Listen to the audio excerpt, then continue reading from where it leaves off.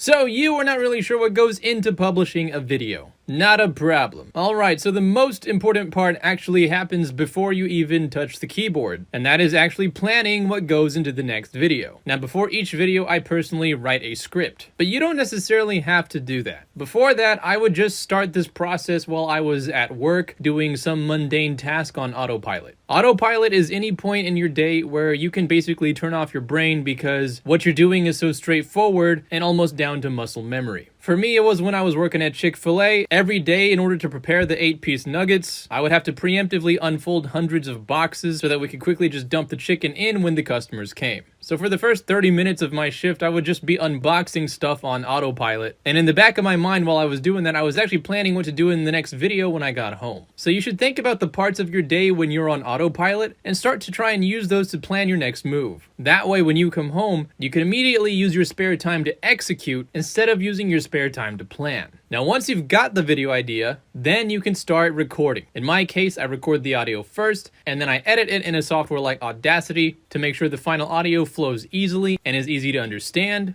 I import the audio to a video software, then I drag it in, then I start recording the video footage. And I edit it so that it matches the audio. And then I begin creating the thumbnail for the video. Usually I have a template I start off with to save time, but in many cases, making the thumbnail actually takes longer than editing the video. Regardless, when I'm done, I check the video one more time, and if there are no typos, I proceed to upload the video. Now, this next part of the process is more annoying the more seriously you're taking YouTube. You don't have to do everything that I'm doing here, but generally everything you see here is something that you can do in order to maximize the chance of your video doing well. First, I open on all the different platforms that I would like to post the video on. So I'll open YouTube, Patreon, Twitter, Instagram, TikTok, ArtStation, and Rumble. And then you decide the title, write a fun description, set your thumbnail, and do a little bit of research to find what tags you should put in to maximize the chances that people find your stuff. A great way to do this is to go to a really successful video that's related to yours, right-click, open the source, Control-F, keywords, and then you can see what all the tags are. Then you can just copy and paste them into your own video and adjust them as you see fit.